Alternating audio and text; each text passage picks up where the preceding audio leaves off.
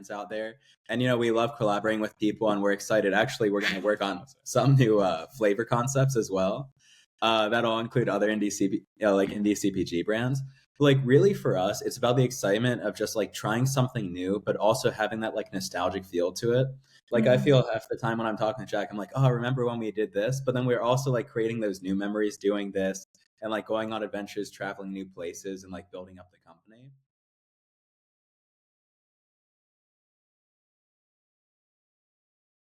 Hi everyone, my name is Vaishnavi and I'm the founder of khaa-lo, and this is the third episode for This and Yap. Today we have Jack and Jacob from Bite and Brownie Bites. They built a premium dessert out of Jack's mom's brownie recipe and sharing it with the world and adding some super cool flavors, namely s'mores, which I swear I haven't stopped thinking about. But yeah, they are building a classical dessert into something that is, more accessible and just a better version of what we're used to having in the grocery stores. So without further ado, Jack and Jacob, go ahead and introduce yourselves. Sweet. You want me to start? Yeah, go for it, Jack. So I'm Jack. Like I said, or like you mentioned, we took my mom's brownie recipe and we actually brought it to a food R&D like lab to help commercialize it because we knew we wanted to share it with the rest of the world, and we wanted to make sure we did it right too. With all the health precautions and stuff like that, the health safety, and and then I helped design some of the packaging. I worked with Jacob because he had some background in food, and I had a little bit of background in tech and some marketing stuff. And we're here. And you want to share some of your background? Yeah, I mean, absolutely. So, Jack and I were roommates in college. We were best friends. We tried all sorts of different like experiments with food products. We worked for a while on this protein ice cream concept with like whey protein and stuff. The upfront costs were kind of expensive. So, a couple years ago, when he was my roommate, he worked. My family does big events in DC, the largest one being called the Barbecue Battle. It's like 100,000 people.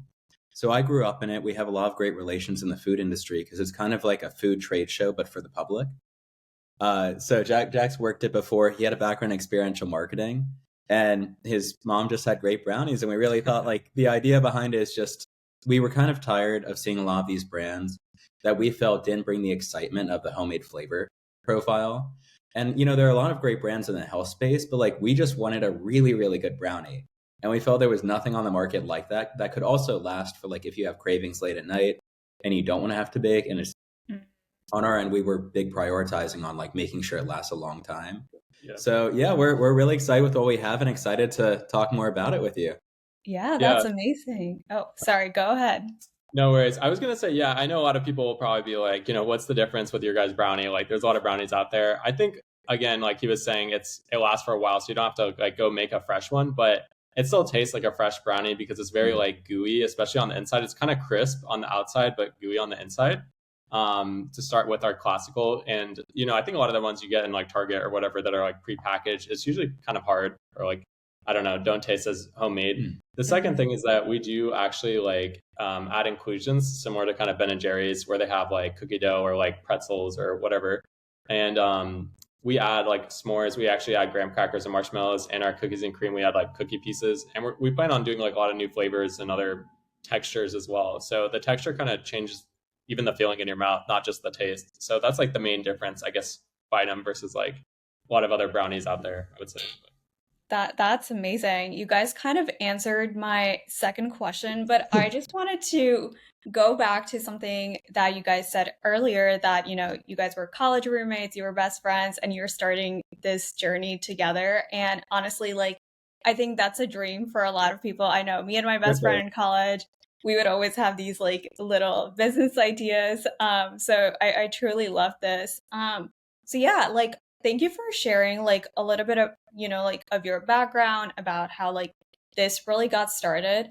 We would love to hear more about, like the ingredients that you're using, and, you touched on the texture because honestly, like for me, I have such a sweet tooth and I cannot think of a lot of brands or any that have the texture, the freshness of a freshly baked brownie. There are not a lot of options that I have seen because I definitely have had, situations where I'm returning from work late and, just like stopping at the food emporium, and a lot of these, baked goods options, they don't taste the same. So talk to us about like the ingredients, how you guys are making sure that, the quality it's similar to what like the home baked, freshly baked brownies is. Yeah, totally. So on that one, like our main priority, like we kind of touched on, is like we are a brownie first company. Like we are dedicated to like making the best brownies you've ever had, like first and foremost. And from that, like from every step from making it from Jack's mom's recipe into the commercialized product that you get on the shelves now, we really focused on making it the most premium we could while ensuring like the key concept of like the taste and texture is there and being able to add the inclusions. So when it comes to like the main aspects of the product, we have double A grade butter we use. We have a specialty company out of I think Wisconsin. They're really great to work with. They run a bunch of farms. They have like organic versions. They actually have custom butters too. So we have like an R&D lab. So for different flavors, we can tweak the butter for like a brown butter feel or like, like different like taste feel, which is really exciting.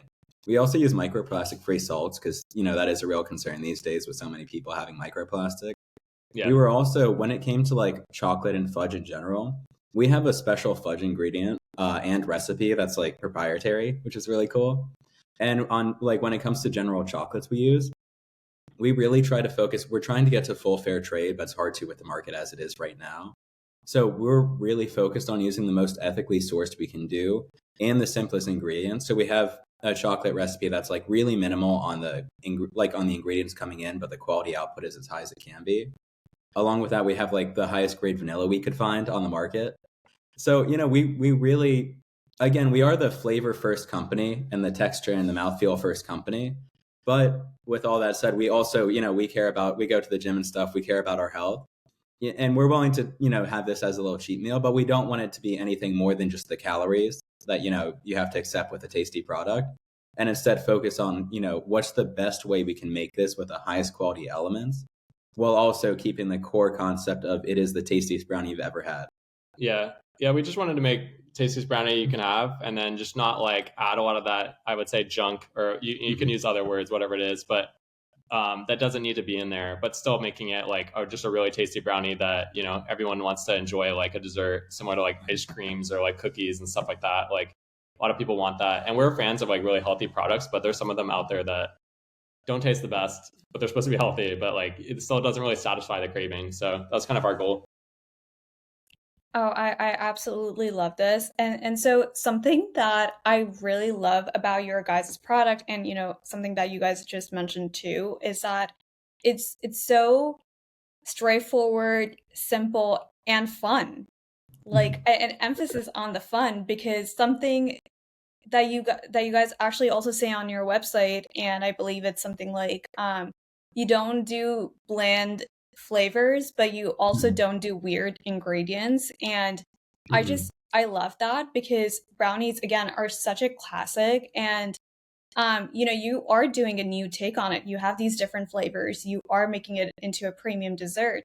But you're not using, like you're not bringing a superfood into it. You're not, I don't know, bringing like the newest energy ingredient into it. Yeah. And I just love that because it's still, like it's still the classic dessert. It's fun, it's accessible, and I think like as an audience, like as a consumer, I love that you have brought the simplicity in the brownie and just like elevated it. So really, like super cool. Thank you so much for sharing, about your ingredients because, I think like in this day and age, we run a lot of surveys on our Instagram, like asking people, like trying to understand like what the consumers want in indie CPG brands. And there is always such a focus on what is going into the brand. So I really love, like the kind of ingredients that you guys are using. Um, I I would love to know a little bit more about like, like your guys' co-founder story actually. So, like you guys said that you are friends and also business partners. So tell us more about how you manage your personal and professional lives. Yeah, no, I mean it's a good question. I think, we have a really easy time. I mean, so I've known Jack now for almost a decade, which feels kind of crazy. We were literally we were like practically next door neighbors. We were all on the same floor freshman year of college, and we were In roommates the for dorms. in the dorms, and we were roommates for a bit. Gone on like tons of trips together. We both went during study abroad at the same time, so did trips there too, which is fun. And I have to say, like, I mean, we've, through COVID too, we would always like do like nightly FaceTimes with other friends and everything and really keep in touch. But like, honestly, if anything, I feel like it's strengthened our friendship, which I didn't know was possible before. It's such a pleasure to work with him. For sure, yeah. It brings like a lot more fun to it and a lot of excitement because there's so many peoples, and on other ventures I've had outside the CPG space, it's really tough when you're doing it on your own. And you have to have that sense of conviction. And we're not missing that. It's just like you get to share the ups, you get to share, struggle through and build past the downs. And it's really such a pleasure to be able to work with him. And it's just a really great time. For sure. Yeah, I'll add a couple of things. I know, like, different people, I guess, are different. I know some people probably would be bad to like be roommates with. They have a hard time being roommates with their friends. Like Jacob and I were roommates, and there's like no trouble. So I would say maybe it's like different from each person. But again, I never never had problems with being like roommates with my best friends, and I think it kind of carries over similar to like a business. The same thing is that it is really hard to start a business by yourself. Like the lows, like if there's no one there to like pick you up, or like when you're stressed out about like responding to like emails, or like when there's like a catastrophe happening, which happened to us a couple of times. Like our co-packer broke his back like last second, and like all this other crazy stuff like that. It's good to have someone there like to go through it with you, not to have to deal with it by yourself. And then like I don't know, it's just really fun to do something with your friend, but I think that you need to have like a lot of trust, but obviously that's like built over time. So if you just met someone like a day ago, I don't know if I'd recommend like doing a business with them or something like that. But yeah, I know. Yeah, it depends for each person, I would mention. But again, I love doing it with Jacob, and he's an amazing best friend. So Yeah, and I mean, one thing too to like build on that, I feel like one thing that I think really separates us, even though there's a ton of great CPG brands out there, and we love collaborating with people, and we're excited. Actually, we're going to work on some new flavor concepts as well. That'll include other indie CPG brands. But like really for us, it's about the excitement of just like trying something new, but also having that like nostalgic feel to it. Like I feel half the time when I'm talking to Jack, I'm like, oh, remember when we did this? But then we're also like creating those new memories doing this, and like going on adventures, traveling new places, and like building up the company. So it really feels like an extension of our friendship. And the whole goal of our company fundamentally is to be able to like help build connections and like that sense of like a nostalgic but like forward looking sense of excitement and energy, and like our rotational skis and everything about it. We just really want to like extend the excitement we have to like be working together and to have fun doing this, and just like making people smile. I mean, that's really what makes us happy. Yeah, and we definitely had a lot of other like wacky ideas in the past. And then I will say that we did try and do like a protein ice cream, but we kept eating the ice cream, so like we didn't even go anywhere with it because like we kept eating it, so we didn't even like couldn't sell it or anything like that. We tried protein chocolate mousse too. That was really good, actually. That sounds good. Yeah, that was really good. It just, shelf stability is kind of tough. But yeah. So more, I had the idea too because I know again my mom's brownie recipe. It was just again I guess like a lot of people have like homemade food or whatever it is, and it doesn't taste like there's nothing really like that on the shelf. But I just felt like a lot of the other brownies, they weren't as fudgy, I guess I would say. This one's like a more fudgy brownie, like compared to other ones are more like cakey kind of, I would say. So I was always like looking for that on the shelf, and I was talking to Jacob about it, and he had some like food experience. And then again, we kind of didn't know like fully what we were doing, so that's why we like hired that great team to work with, and they're probably one of the best like in the industry to develop the flavors. But yeah, that's kind of how we built it. Yeah, so I mean, the last thing we'll say on this, then we can go to the rest, is like it really just worked out really well again because Jack had a sort of influencer marketing background from the last company he worked at, and a good experience within tech sales broadly, and like understanding those types of consumers who really do translate over in part. And on my end, having the actual background with these food companies before, with large grocery stores, and being able to understand what like their needs are and also what the practical considerations. So it's really been like a melding of like our best strengths, and we're able to like build new strengths from it. Oh, I like absolutely love this. And as you guys were talking, I remembered that when I was just like looking for indie CPG brands to partner with, when I came across your guys' product, I literally like the first thing that I thought of was my college apartment and how if I had Bite and Brownies, like I think I would have like go puffed it or like ordered it all the Mm. time. Because I remember we used to have like my best friend and I, again, like we had such a sweet tooth, like every time I remember like as we were leaving the library, like really late, we were like, oh, we want a dessert. And also like I went to school in upstate New York, so anything like past like 7 p.m. would be closed down. So definitely, and also like a lot of the times like you don't have an oven or like you just don't have these facilities. So I really again like really love that you guys have this emphasis on this is like home baked. And also like hearing your guys' co-founder story, I think like just brings a lot of like, you said nostalgia and like the fun more into it. And it's just funny because like, like this is my first time really hearing your guys' story, but like even before like we had talked, like, even before we had our first initial meeting, like this is already like the feeling that I was getting from your product. And I think like that is so important because, like when you're on the shelf, like you're not physically there to tell Mhm. your story. So I like, I really do love this. And so I want to like actually go a little bit more into your guys' background because I know Jack, you said that you were in influencer marketing, and then like Jacob, you said that you had more experience with like the food industry. So maybe like Jacob, we can start with you and like talk a little bit more about like your previous industry experience and how that brought you to like where you are today. Yeah, absolutely. I mean, I think that's the most direct part. I have a lot of like side stories too. Like I'm finishing up law school now as well, and I was interested in like space law and data privacy. Brownies are more fun anyways. But I basically I really had a pleasure of growing up in a small family business that like really grew up as I grew up. So it started out as a very small event in a RFK Stadium parking lot in like 1993 before I was born. And it really started with like my dad, his sister, and her husband. So the whole core of that too is kind of some of the values we share with Biden of like nostalgia and fun that I think kind of brought it on at least my part of it, of the sense of like community and value and everything there. And I was like on the site since I was like 1 year old, and I then like from the time I was like 10, I was like working a little bit. Child labor laws don't count for that. It was volunteering. But anyways, it's so I like grew to take on increasing roles within that. And it's really fun just working with all these brands that are really trying to just like let people know about what their products are.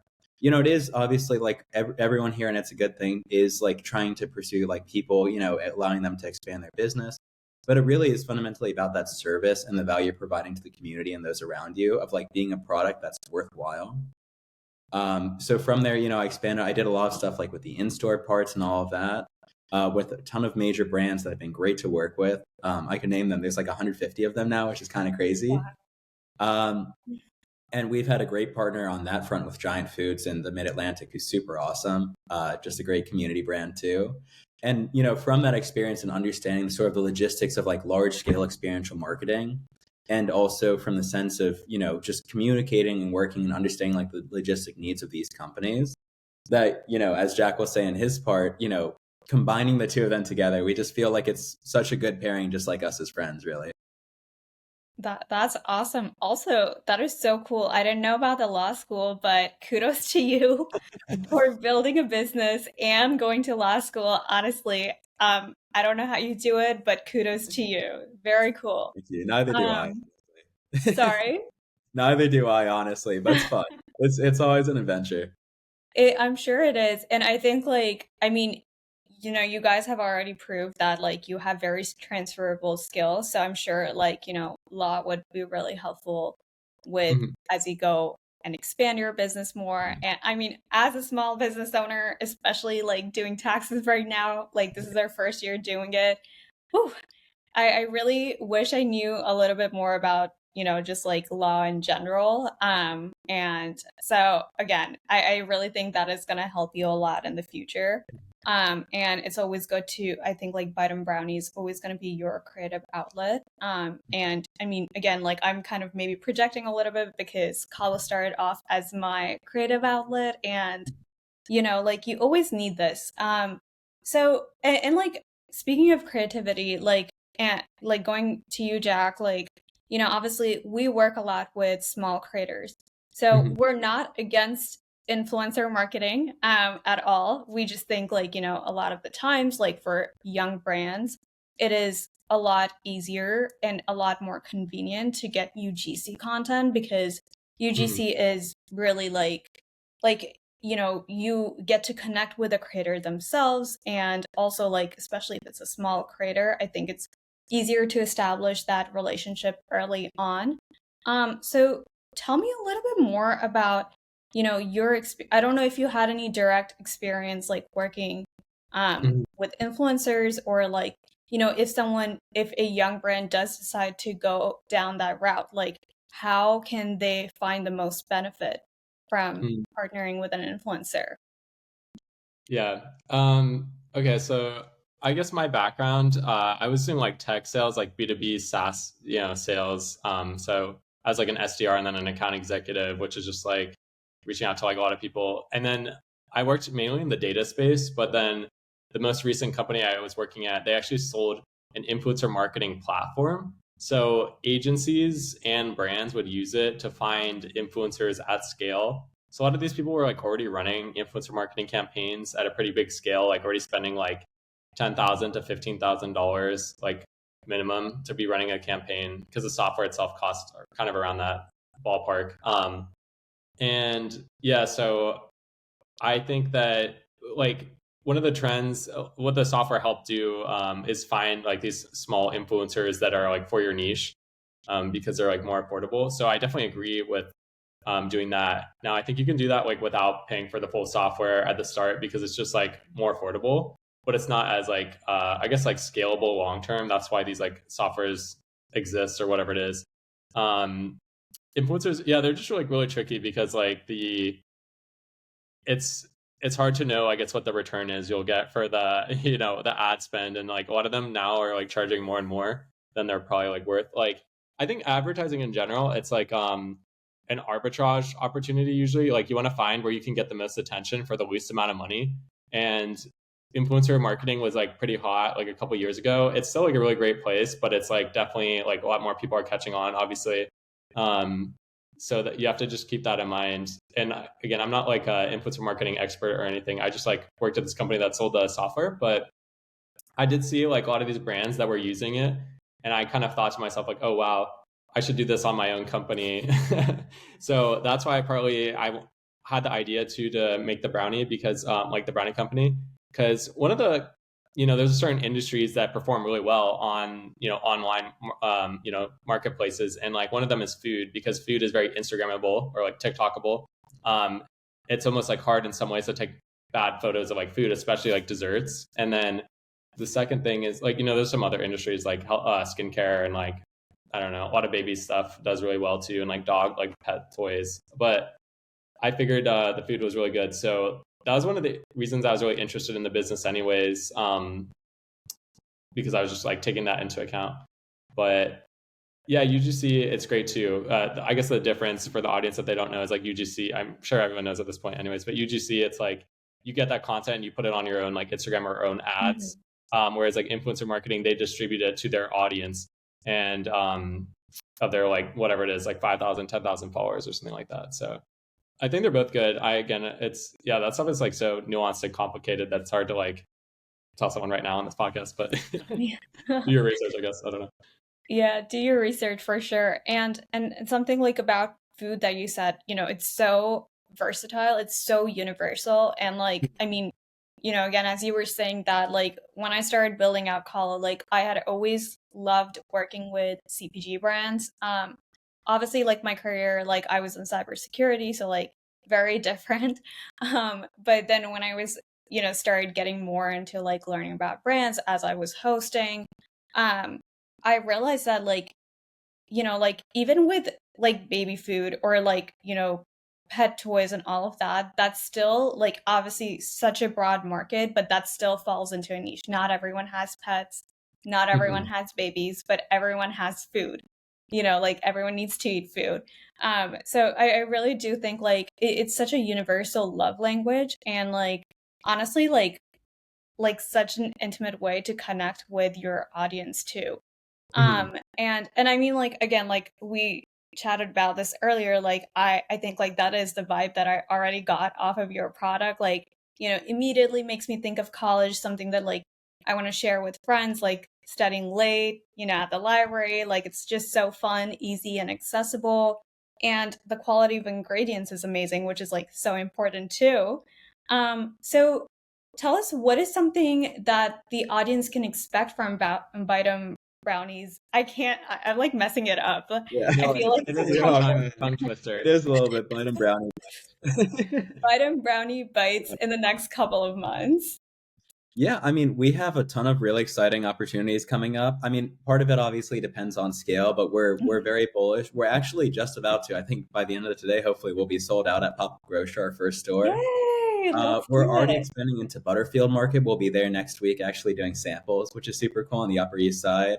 We're Nice. talking to some major hotels in the city, as well as some other exciting opportunities, which looking good there. So I think you'll see Bite and Brownie a lot more. We'll be doing an influencer marketing campaign in UGC, so hopefully you'll see us on TikTok, Insta, X, wherever else. But when it comes to flavors, we're actually developing our second round of flavors now. You'll see some really exciting updates and things you've never seen in brownies, both in the inclusions, which is the stuff on top, like Jack said, and in elements that like people would have never thought of in the space. But again, I think going back to the nostalgia element, it's like we ultimately are a company that is brownie first, and it's like it's a forward product and like innovating in the space. But there is the tie that we're trying to have overall to the nostalgic sense that Mhm. people have. So it's trying to take things that people love in different brands that we admire and we respect so much, and like add our own twist to it and combine it for something totally new and different, but still has that sense of like, oh, I remember this from when I was a kid. We're talking about some really cool opportunities with some other cool indie CPG brands, as well as some other sources. So I think there's going to be a lot on the horizon the next few months. It should be really exciting. Oh, that's amazing. Well, I'm so excited to follow you guys on your journey. I'll leave your Instagram down in the description so anyone who wants to see all these exciting new updates can follow you guys too. And it has been so lovely chatting with you guys. Do you guys have any parting words to give to the audience? Yeah, you first, Jack. Um, yeah, I guess I don't know if this is like again maybe the best advice or whatever, but I was just thinking about it when you were mentioning some stuff. Like, I think one thing too I learned when I was selling that software that company is that like I actually met with a lot of businesses that sold the same products, like supplement companies, and I met with like 10 of them, and they like all of them were like kind of successful. So I think I had this idea in my head that like you had to have like a super ultra unique idea. Like we're Mm, not the first people to sell brownies, but like we do put our own fun twist, and I don't think anyone is doing that. But I don't, again, I don't think it should like stop someone from making a business. Is kind of I guess my point, because I think even like Facebook, Mark Zuckerberg, I don't think that was the first social platform. There is like it MySpace wasn't. or whatever it is first. So I think I wouldn't let that stop you. Also, even if you're in college, there's sometimes really good resources. Like I guess Jacob is in law school, maybe not college, like an upgraded version, but a lot of these programs do have good resources. We've actually gotten some great ones from them. They've like really helped support us. So I think that like if anyone wants to start a business, I would you don't need to have like some super perfect idea, but it is Mhm. hard too. Again, so caveat, but Yeah, so I mean, first thing, and then I'll follow up on Jack's point. We are still a small startup. We're small but mighty and really pushing and innovating. So any follows on Instagram and TikTok are always a huge help. for sure. Additionally, like again, we really are a brand that's committed to like serving our audience and like giving them the best things they've ever had. So like anything from like new flavor choices as we like expand into like experiential, events that we do or like other promotional stuff. Like we really are customer facing first, and we really do consider them a part of the journey, just like we are. Along with that, just really I think follow your dreams within your measure. I think we're both very lucky and fortunate to be in That's a true. Yeah. position where we can move towards this. But, if you really think you have a good idea or if you believe that you can build something, don't be complacent with like the way things are, and like try to build something that like makes you happy and smile each day. Because I wake up every morning thankful for a lot of things, but really thankful for the opportunity to like do this and to try and like provide something nice for everyone. It's just everyone needs like something to smile about in the day. I feel like I have so much, so I think we're happy to share it with everyone. Yeah. Wow. Brownies That are is great. Yeah, that is honestly, that is amazing.